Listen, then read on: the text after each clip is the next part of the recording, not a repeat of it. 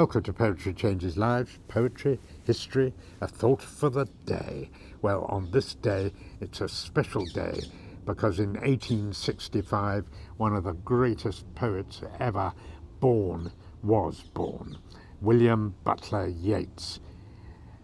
He was born in 1865 and in 1923 he received the Nobel Prize for Literature. Quite rightly too, in my view. Much of his best work came in his last years, including his own epitaph, written before his death at the age of 75. Here it is. Cast a cold eye on life, on death, horsemen pass by.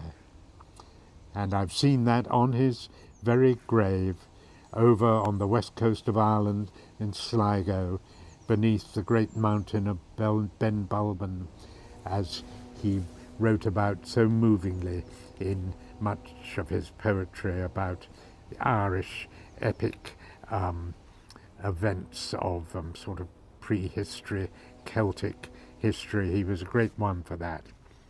He grew up as part of the Protestant ascendancy, as it was called in Ireland, and he was disturbed by the many political changes going on, and there were a lot going on in Ireland, Home Rule and all that. The family moved to England, where he spent most of his life, though he remained an Irishman throughout. His poetry is notable for its atmospheric feel. Boy, has it got atmospheric feel, I think. And its passion and joy, its use of rhythm and sound, perhaps surprising in a man who was tone deaf. Here I'm going to read some of his lines from his wonderful epic poem, The Wanderings of Oisin.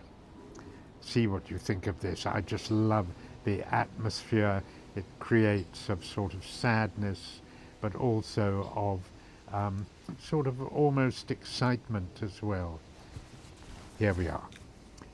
We rode in sorrow with strong hounds, 3, Bran, Sceolan and Lomair.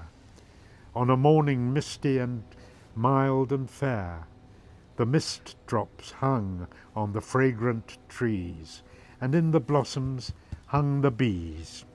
We rode in sadness above Lough Leane, for our best were dead on Gavra's green.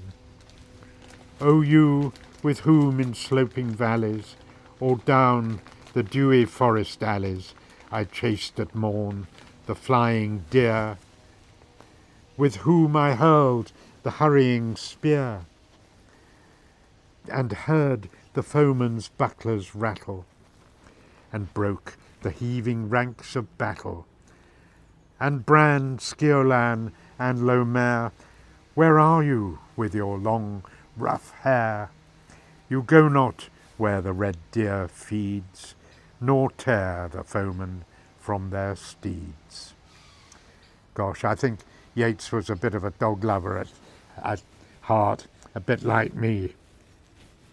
And I just loved the atmosphere, the feeling of sadness in that poem, The Wanderings of Oisin. What a great poet he was. Thank you for listening today.